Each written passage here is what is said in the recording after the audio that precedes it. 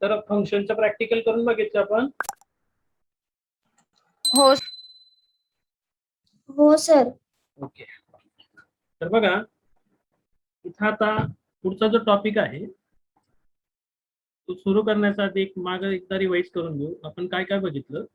Introduction to object oriented programming. Object oriented प्रोग्रामिंगच्या वेगवेगळ्या concept आपण बघितल्या, त्याचे फीचर्स आपण पाहिले आतापर्यंत. नंतर सिंपल सी प्लस प्लसचा जो प्रोग्राम असतो तर त्याचं बेसिक स्ट्रक्चर काय ते पण आपण समजलं. सी प्लस प्लस मधला फरकही पाहिला. नंतर बेसिक इन्फॉर्मेशन पाहिली सी प्लस प्लस प्रोग्रामिंग बद्दल. त्याच्यामध्ये डायनामिक इनिशियलायझेशन ऑफ व्हेरिएबल असतील, कंट्रोल स्टेटमेंट्स असतील, इफ लूप वगैरे वगैरे, scope resolution operator, size of operator, type casting, reference variable, manipulators, हा टॉपिक पण आपण बघितला. नंतर आपण फंक्शन्सच्या पार्टमध्ये आलो होतो. फंक्शनला आपण सी मध्ये एवढ्या डीप मध्ये घेतलं होतं, इथं फास्ट आपण ओव्हरलुक केला होता. प्रॅक्टिकली तो जजमेंट पण येईल आपल्याला लगेच. आता आपल्याला या फंक्शन मध्ये पुढच्या कन्सेप्टला जायचं आहे, जे सी मध्ये कन्सेप्ट नव्हते फंक्शन्सचे, जे सी प्लस प्लस मध्ये आहेत ते आपण इथं समजणार. तर त्याचा पहिला जो मुद्दा आहे तो म्हणजे online inline function. Inline function त्याच्या नावाप्रमाणे राहील. हा जो इनलाईन फंक्शन आहे हा एखाद्या मोबाईल सारखा काम करतो, म्हणून त्याला इनलाईन असं म्हटलं जात असतं. Sometime we have to call a very small functions again and again in the program having one or two statement in its function body. Inline function कोणते असतात तर ज्या फंक्शनच्या बॉडीमध्ये एक किंवा दोनच स्टेटमेंट आपण टाकणार तर त्याला आपण इनलाईन फंक्शन म्हणून डिक्लेअर करू शकतो. आपल्याला जर प्रोग्राम मध्ये काही लहान आकाराचे फंक्शन्स बनवले, लहान आकाराचे म्हणजे किती लहान, ज्याच्यामध्ये ज्या फंक्शनच्या बॉडीमध्ये एक किंवा दोनच स्टेटमेंट्स असतील असे फंक्शन्स आपण समजा या ठिकाणी बनवले आणि ते जर प्रोग्राम मध्ये पुन्हा पुन्हा कॉल केले जात असतील, वापरले जात असतील, तर होतं काय, कॉलिंग स्टेटमेंट वरून ऍक्च्युअल कोडला हा प्रोग्रामचा फ्लो ट्रान्सफर होत असतो, प्रोग्रामचा कंट्रोल ट्रान्सफर होत असतो. त्याच्यामध्ये वेळ जास्त जातो. एका लोकेशन वरून दुसऱ्या लोकेशनला कंट्रोल ट्रान्सफर होईल, मग तिथला कोडिंगचा ब्लॉक एक्झिक्यूट करेल आणि पुन्हा आपल्या मेन प्रोग्रामला जर येत असेल तो प्रोग्रामचा कंट्रोल, तर त्या ठिकाणी जो लागणारा वेळ आहे तर तो जास्त लागतो. तो कमी करण्यासाठी त्या पर्टिक्युलर फंक्शनला इनलाईन फंक्शन म्हणून घेणार.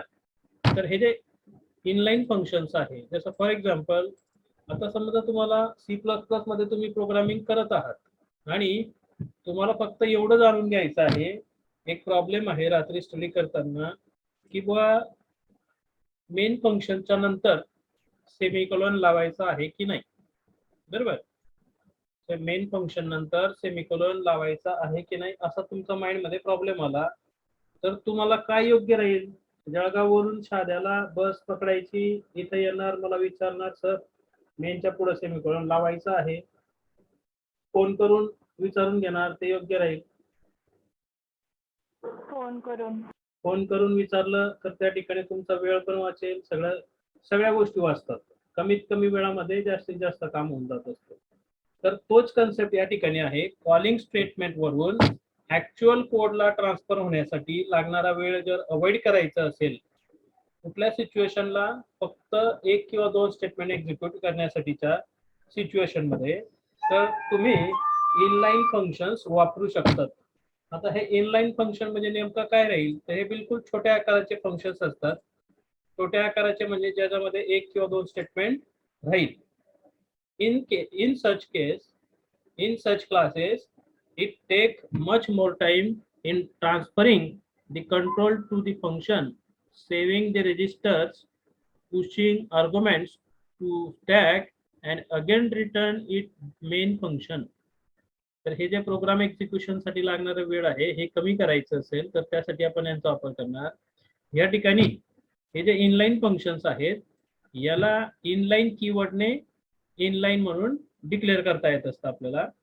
नॉर्मल फंक्शन सारखेच हे फंक्शन्स राहतील, फक्त त्याचा रिटर्न टाईपचा आधी आपल्याला इनलाईन कीवर्ड लावायचा राहील आणि फंक्शनच्या बॉडीमध्ये एक किंवा दोन स्टेटमेंट आपण देणार.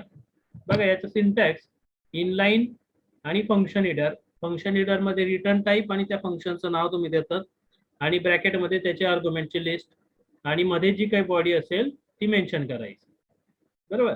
याला प्रॅक्टिकली आपण समजणार की इनलाईन कशा प्रकारे आपण प्रोग्राम मध्ये यूज करू शकतो आणि नेमकं थीम काय असतं. बघा इकडं आलो आपण पेंटला गेलो.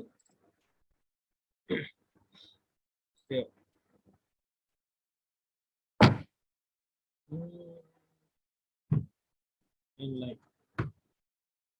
आपल्याला जस्ट एक व्हॅल्यू एंटर करायचं. जस्ट समजा आपण रेडियस एंटर करणार आणि त्याच्यावरून सर्कलचा एरिया कॅल्क्युलेट करायचा आहे. साधं सिंपल फंक्शन आपल्याला बनवायचं आहे. डॉक्युमेंटेशन केलं. Write a program to calculate the area of circle. त्यासाठी प्रोग्राम आपल्याला घ्यायचा आहे. आता सर्कल साठी प्रोग्राम घ्यायचा आहे तो पण C++ च्या कोड मध्ये. तर आपल्याला लागेल काय hash include iostream.h hash include conio.h हे घेतलं. नंतर इकडे आपण फ्लोट रिटर्न टाईप असलेला एरिया नावाचा फंक्शन घेतला. याला इंटीजर आर रेडियस या अर्थाने एक पॅरामीटर पास झालं. इथे आपण फक्त डिक्लेरेशन केलं. समजा इंटीजर पॅरामीटर त्याला आपण पास करणार आहोत. नंतर main function void main bracket open close. इकडं इंटीजर आर एक व्हेरिएबल इंटीजर फ्लोट एरियाचा ए. इथं स्क्रीन क्लिअर केली. CLR SCR print out \n enter the अरे प्रिंटफ नाही आपण सी आउट घेणार. Cout endl enter the radius.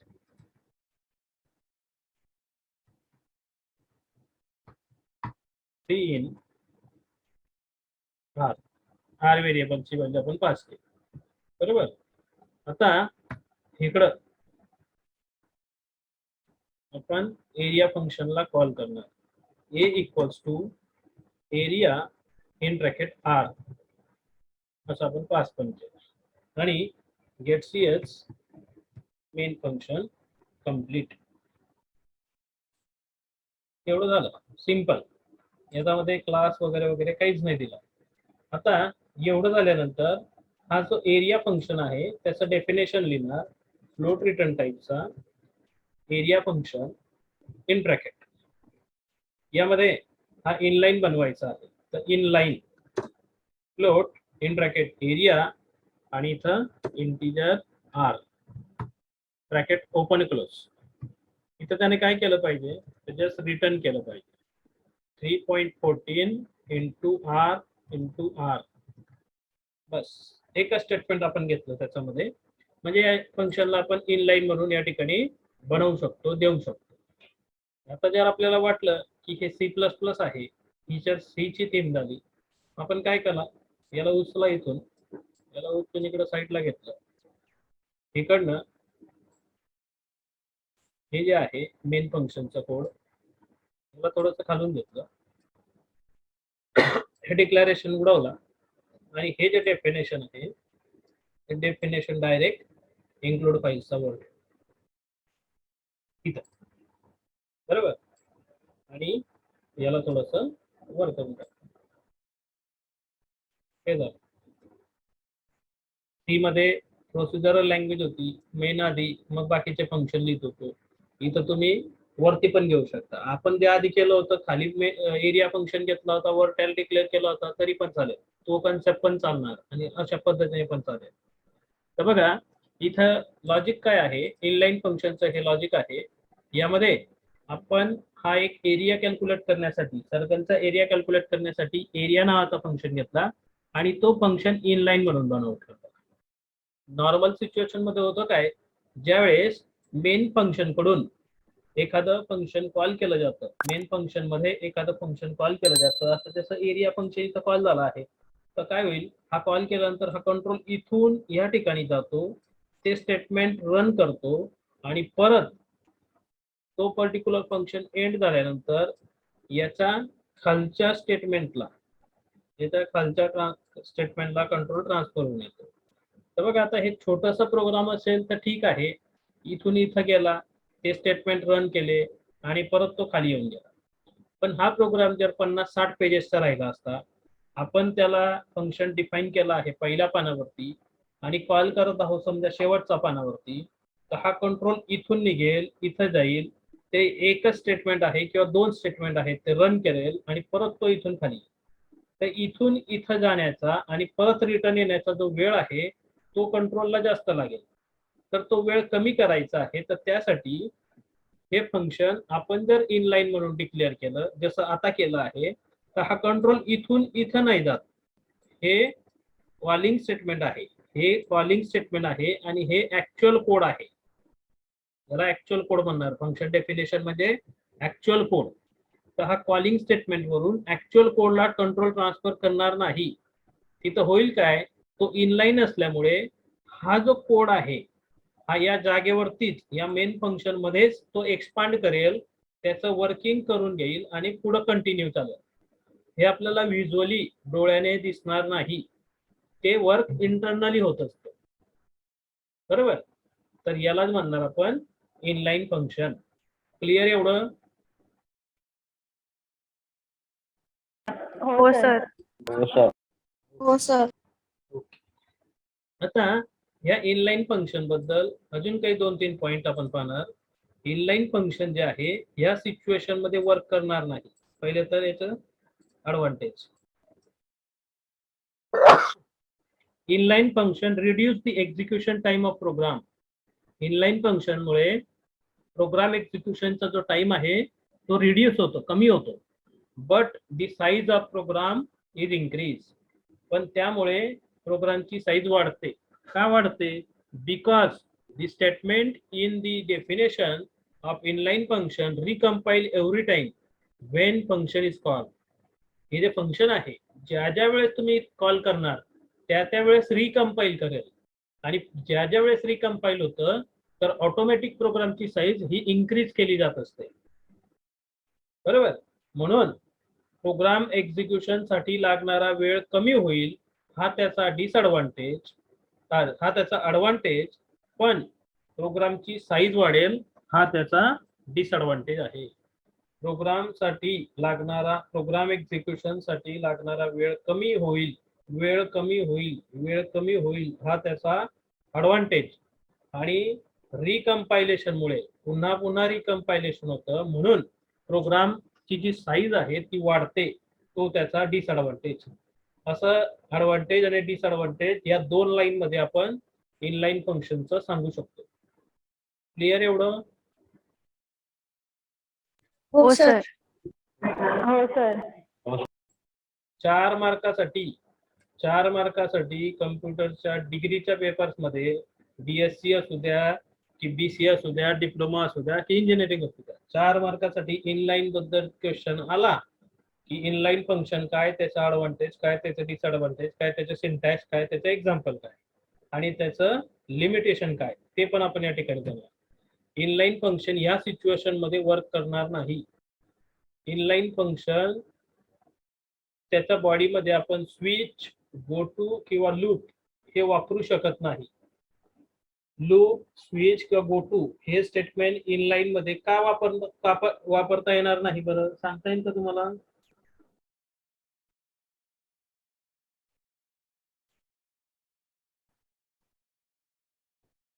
Inline function मध्ये लूप, स्विच किंवा गो टू यांचा वापर होणार नाही. का नाही करता येणार त्यांचा वापर आपल्याला?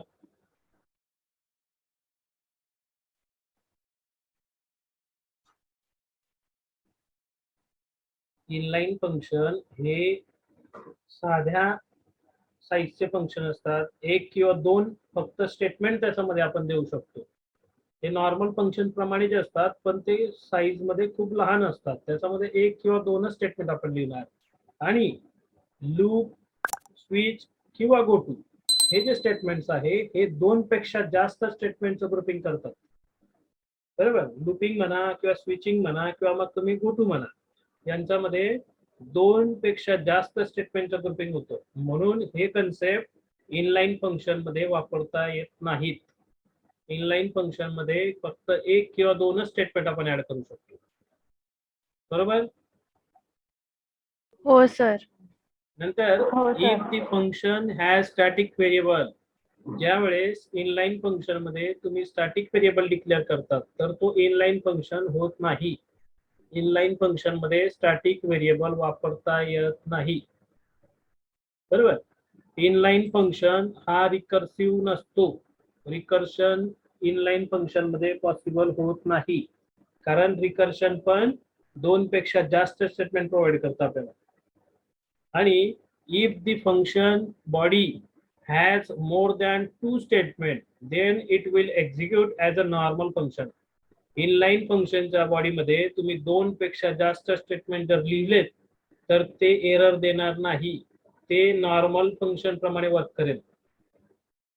बरोबर.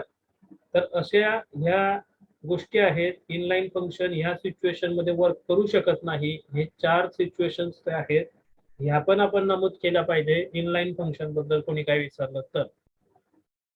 क्लिअर एवढं? काही शंका याच्यात? नाही सर. नाही सर. ओके. नंतर पुढचा जो कन्सेप्ट आहे तो म्हणजे कॉन्स्टंट आर्ग्युमेंट. कॉन्स्टंट आर्ग्युमेंट त्याच्या नावाप्रमाणे, if we do not want to change the value of argument pass to the function with we call declare it as a constant argument. ज्यावेळेस आपण एखाद्या फंक्शनला पॅरामीटर देताना तो जर कॉन्स्टंट करून टाकला तर त्याच्यामध्ये आपल्याला व्हॅल्यू चेंज करता येत नाही. एखादा पॅरामीटर फंक्शनला पास करताना तुम्ही जर त्याला कॉन्स्टंट बनवून टाकला तर नंतर त्याच्यामध्ये व्हॅल्यू चेंज करता येत नाही, तो एरर दाखवतो व्हॅल्यू चेंज केली तर.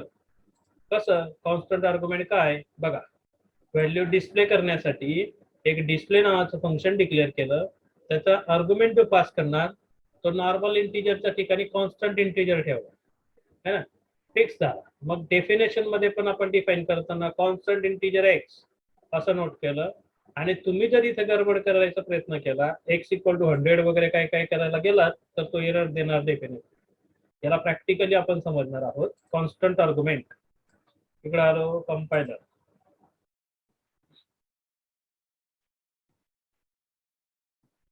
File new save 11.cpp void main bracket open close clr scr get ch एवढं झालं. then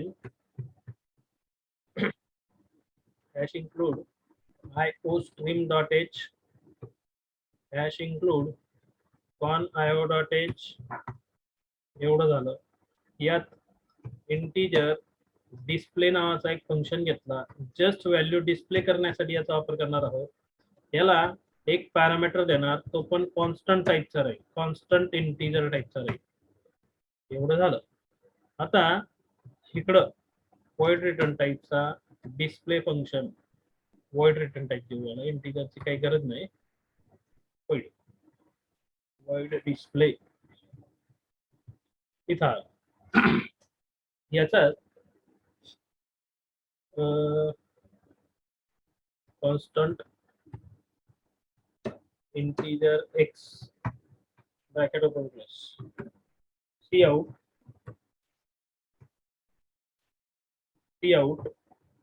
backslash n x equal to x आणि सेम. आता इकडे मेन फंक्शनला आलो आपण. मेन फंक्शनला आल्यानंतर आपण डिस्प्ले नावाचं फंक्शन कॉल केलं आणि त्याला 10 व्हॅल्यू पास केली. Save compile and run. बघा आपण मेन फंक्शन मधून त्या डिस्प्ले फंक्शनला 10 व्हॅल्यू पास केली. तर 10 व्हॅल्यू पास केल्यानंतर इथं या ठिकाणी 10 ही जी व्हॅल्यू या ठिकाणी दाखवली गेली. बरोबर. पण आपली इच्छा झाली की बा या डिस्प्ले फंक्शन मध्ये एक्स व्हेरिएबलची व्हॅल्यू बदलायची आहे. मग काय करायचं, जर समजा आपण एक्स ची व्हॅल्यू आपण 50 करायचं ठरवलं, मग आपण केलं एक्स इक्वल टू 50 आणि सेव्ह करून कंपाईल केलं. बघा एरर आला लगेच, एंटर. काय एरर आला, कॅनॉट मॉडिफाय कॉन्स्टंट ऑब्जेक्ट. म्हणजे आपण कॉन्स्टंट ऑब्जेक्टला, कॉन्स्टंट मेंबरला इनिशियलाइज करू शकत नाही, कॉन्स्टंट आर्ग्युमेंटला इनिशियलाइज करता येणार नाही. तो तुम्ही फक्त डिस्प्ले करू शकतात किंवा दुसऱ्या एखाद्या व्हॅल्यू सोबत वापरू शकतात. बाकी तुम्हाला त्याचा स्वतःमध्ये बदल करता येणार नाही. क्लिअर एवढं? हो सर. हो सर. ओके. बघा आता या ठिकाणी काय केलं आपण, तर कंपाईल केलं, व्हॅल्यू बदलली, तो लगेच त्याने एरर दिला. जर आपण त्या एक्स व्हेरिएबलची व्हॅल्यू इथून काढली, फक्त डिस्प्ले केली, तर एरर येणार नाही. फक्त त्या ठिकाणी आपल्याला आउटपुट दाखवलं जाईल जे काही असेल ते. करंट व्हॅल्यू 10 आहे तर 10 व्हॅल्यू आपल्याला फक्त शो केली जाणार है ना. पण ह्या एक्सचा वापर दुसऱ्या एखाद्या व्हेरिएबल मध्ये करायचा ठरवला, जसं या डिस्प्ले फंक्शन मध्ये इंटिजर टी बनवला आणि त्या टी ला 5 व्हॅल्यू असाइन केली है ना. आणि इथे खाली आलो, t equal to t plus x असं केलं. सी आउट बॅकस्लॅश एन 2-3 टाकून दिले आणि t equal to t save enter.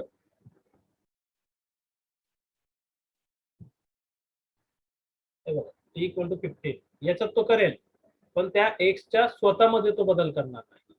हा मुद्दा आपण लक्षात घेतला पाहिजे. याला म्हटलं जात असतं कॉन्स्टंट आर्ग्युमेंट. समजलं एवढं? काही डाऊट? बरं, नाही सर. ओके. नाही सर. छोटे छोटे कन्सेप्ट आहेत, पण हे डेव्हलपमेंटच्या वेळेस आपल्याला लागतात. म्हणून त्याचं व्यवस्थित मिनिंग आपल्याला माहिती पाहिजे, त्याचं यूज काय, एक्झॅक्ट काय आहे ती भानगड ते समजलं पाहिजे. कॉन्स्टंट आर्ग्युमेंट इंटरव्ह्यू मध्ये हेच विचारले जातात किंवा कॉन्स्टंट आर्ग्युमेंटचं एक्झाम्पल द्या, तर कॉन्स्टंट आर्ग्युमेंटला बदल केला तर काय होईल. जर त्याचा स्वतःमध्ये नाही केला पण त्याला दुसऱ्यामध्ये वापरून घ्यायचं असेल तर वापरता येतं का, अशा गोष्टी प्रॅक्टिकली विचारल्या जातात है ना. म्हणून त्या करता आल्या पाहिजे. नंतर आहे डिफॉल्ट आर्ग्युमेंट.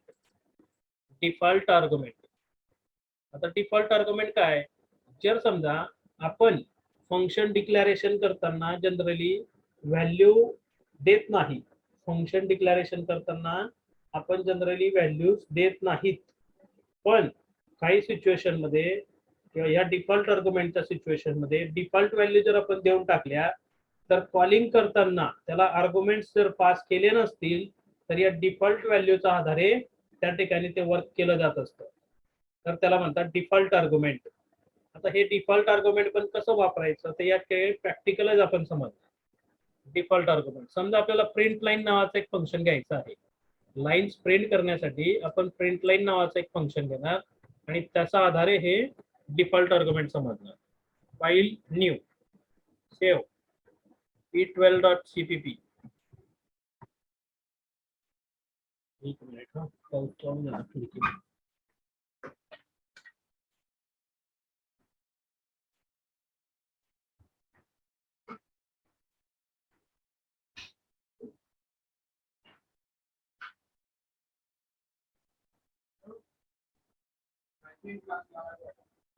स्टार्टिंग नाही हो, नाही कधीच बंद केलं, 2-3 वर्ष झालं. हॅलो, ते तुम्हाला काशीनाथ मार्केट मध्ये नाही तर मग सोनार गल्लीत कुठं विचारून घ्या ना. काशीनाथ मार्केट, काशीनाथ मार्केट तिथं आहे, तिथं लोकेशन नाही सांगता. हॅलो, तर बघा डिफॉल्ट आर्ग्युमेंट हा कन्सेप्ट आपण समजतोय. डिफॉल्ट आर्ग्युमेंट साठी या ठिकाणी आपण आपलं रेग्युलरचं कोड केलं, void main bracket open close, then hash include iostream.h hash include conio dot h एवढं झालं. देन इथं आपण एक फंक्शन डिक्लेअर करणार, वाईड रिटर्न टाईप असलेला प्रिंट लाईन नावाचा एक फंक्शन घेतला, त्याला इंटीजर मग एक कॅरेक्टर टाईपचं व्हेरिएबल घेतलं, कॅरेक्टर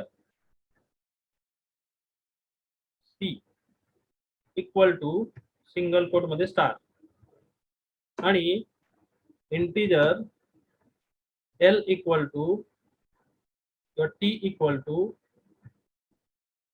10 एवढं आपण डिक्लेअर केलं आणि सेव्ह कंपाईल. ओके, इथं स्क्रीन क्लिअर केली. CLR SCR get CH एवढं झालं. ठीक आहे.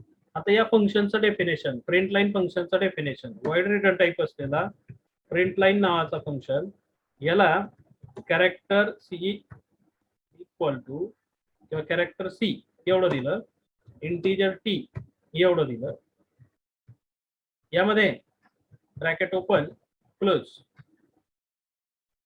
इथं फॉर लूप वापरला, यात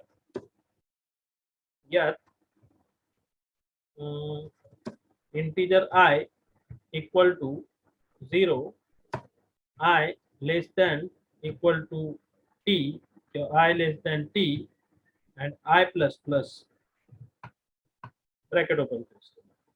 यामध्ये सी आउट हे झालं पाहिजे.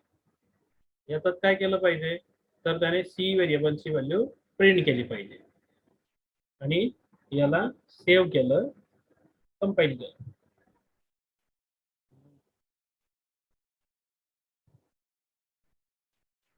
एक मिनिट हा,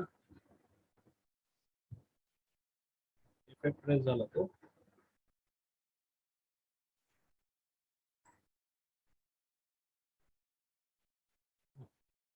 F9 केलं. आता कॉलिंग करायचं राहील, आपल्याला फंक्शन कॉल करायचं राहील. या ठिकाणी प्रिंट लाईन फंक्शन कॉल केलं. हे फंक्शन कॉल केल्यानंतर याला आपण एकही आर्ग्युमेंट पास नाही केलं, एकही आर्ग्युमेंट पास नाही केलं. ऍक्च्युअल डेफिनेशन मध्ये आर्ग्युमेंट्स दिलेले आहेत, पण इथं आपण आर्ग्युमेंट पास नाही केलं तर काय होईल, हा जो CH आहे प्रिंट लाईन मध्ये, हा जो कॅरेक्टर सी घेतला आहे, या कॅरेक्टर सी मध्ये ही स्टार व्हॅल्यू घेतली जाईल आणि ही जी 10 व्हॅल्यू आहे टी ची, या टी मध्ये घेतली जाईल आणि मग 0 पासून लेस दॅन टी पर्यंत लूप फिरवेल आणि त्या सी ची व्हॅल्यू प्रिंट करते. बघा, रन केलं, असे 10 स्टार प्रिंट झाले, डिफॉल्ट 10 स्टार प्रिंट झाले. बरोबर. जर आपल्याला स्टार नकोय, आपल्याला दुसरं काहीतरी प्रिंट करायचं आहे, मग आपण काय करणार तर या ठिकाणी प्रिंट फंक्शन घेतलं, प्रिंट लाईन, आणि याला स्टारच्या ऐवजी प्रिंट लाईन फंक्शन घेतलं आणि त्याला स्टारच्या ऐवजी आपण प्लस असाइन केला, समजा प्लस पास केला, सिंगल कोट मध्ये प्लस, एकच आर्ग्युमेंट पास केलं.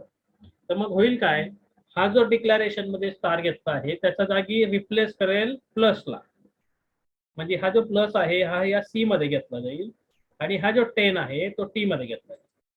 आता रन केलं तर होईल काय, 10 प्लस साईन आपल्याला त्या ठिकाणी स्क्रीनवरती दिसते. बरोबर. आता आपल्याला जर समजा खाली घ्यायचं असेल तर इथं एंडेल टाकून द्यायचा, आधी एंडेल टाकून द्यायचा, सी आउट एंडेल रन. हे बघा, बरोबर. जर समजा आपल्याला ते जे प्लस आहेत किंवा स्टार आहेत ते पण कमी जास्त करायचे, म्हणजे आपण 2 आर्ग्युमेंट पास करतो.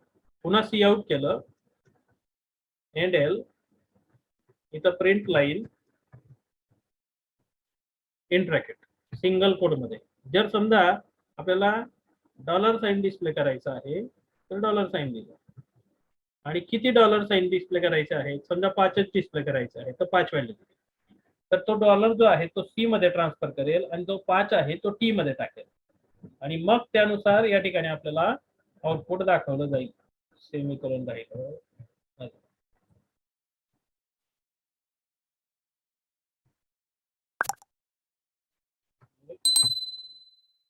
सेमीकोलन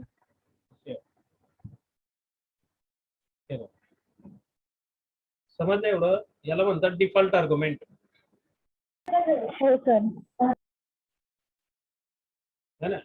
आतापर्यंत इथं आपण व्हॅल्यू दिलेल्या नव्हता डिक्लारेशन मध्ये, पण डिक्लारेशन मध्ये व्हॅल्यू दिल्या आहेत. आणि जर समजा फंक्शन कॉल करताना तुम्ही आर्ग्युमेंट्स पास नाही केले तर इथल्या आर्ग्युमेंट नुसार ऑपरेशन परफॉर्म केले जातील. आणि जर समजा तिथं व्हॅल्यू पण देत आहेत तर मग या पास केल्या जाणाऱ्या व्हॅल्यू नुसार ऑपरेशन परफॉर्म होतील. हे आहे तुमचं डिफॉल्ट आर्ग्युमेंटचा कन्सेप्ट. त्यानंतर चौथा कन्सेप्ट आहे आपला फंक्शन ओव्हरलोडिंग. चौथा कन्सेप्ट आहे आपला फंक्शन ओव्हरलोडिंग. आता फंक्शन ओव्हरलोडिंग काय? तर function overloading means function having same names are use for different task. आपल्याला डिफरंट टास्क परफॉर्म करायचा आहे. त्यासाठी आपण एकाच नावाचे फंक्शन एखाद्या प्रोग्राम मध्ये घेतले तर त्याला म्हणतात function overloading. Object oriented programming मध्ये यालाच फंक्शन पॉलिमॉर्फिझम पण म्हटलं जातं. फंक्शन पॉलिमॉर्फिझम किंवा फंक्शन ओव्हरलोडिंग हा एकच कन्सेप्ट आहे. आपल्याला जर समजा एकाच प्रोग्राम मध्ये एका नावाचे एकापेक्षा जास्त फंक्शन घेतले, फक्त त्याचा रिटर्न टाईप मध्ये आणि आर्ग्युमेंटच्या लिस्ट मध्ये फरक असेल तर तो असतो फंक्शन ओव्हरलोडिंग. बरोबर. आता याच्यात आपल्याला वर्किंग करायचं आहे.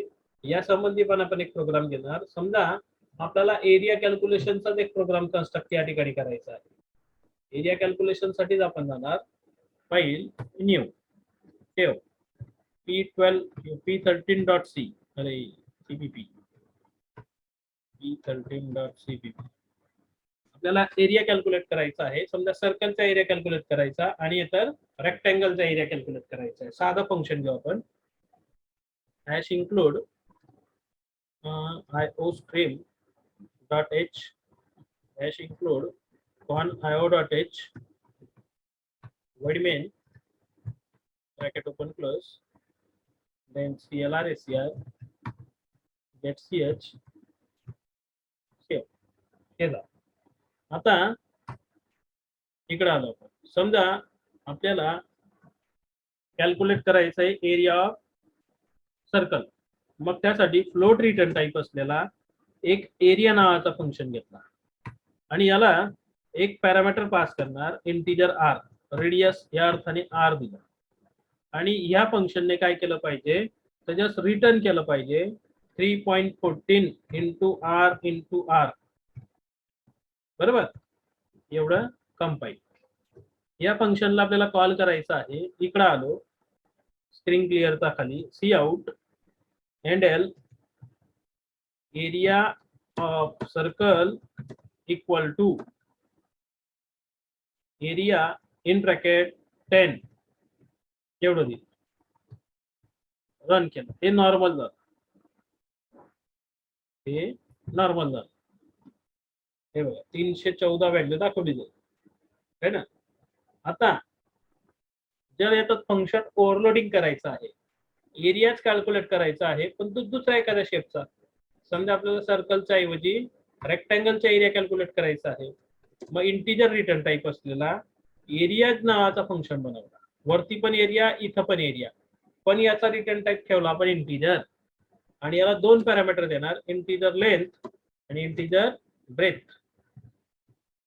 लेंथ आणि ब्रेथ या अर्थाने एल बी व्हेरिएबल दिले आणि इथं रिटर्न केलं एल इंटू बी.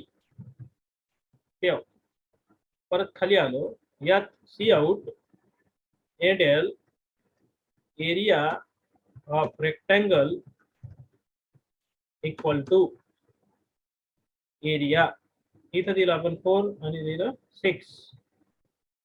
सेव्ह केलं आणि रन केलं. तर एकाच नावाचे एकापेक्षा जास्त फंक्शन आपण घेतले या ठिकाणी. फक्त त्याचा पॅरामीटरचा लिस्ट मध्ये फरक आहे. इथं एक आर्ग्युमेंट आहे तो इंटिजर टाइपचा, इथं दोन आर्ग्युमेंट इंटिजर टाइपचे. याचा रिटर्न टाइप फ्लोट आहे, याचा रिटर्न टाइप इंटिजर आहे.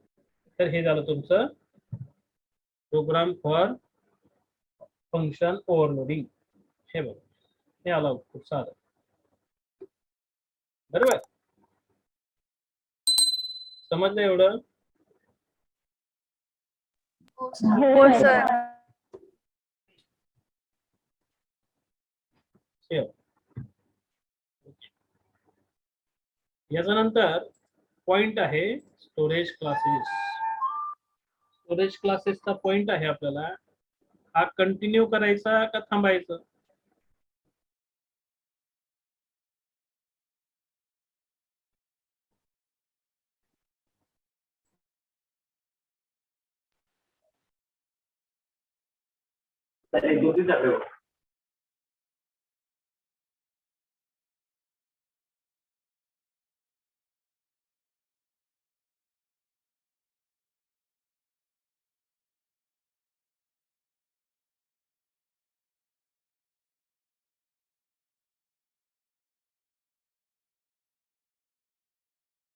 कंटिन्यू करायचं की थांबायचंय. उद्या घेऊ सर. हे समजलं. याच्यात काही डाऊट आहे कोणाला. नाही सर. ओके. थांबतो मग इथं. हे टाकतो मी. स्टडी करा याचं. प्रॅक्टिकली रन करून बघा. नोट्स मध्ये वेगळे एक्झाम्पल आहेत. हे मी वेगळे घेतले. हो सर.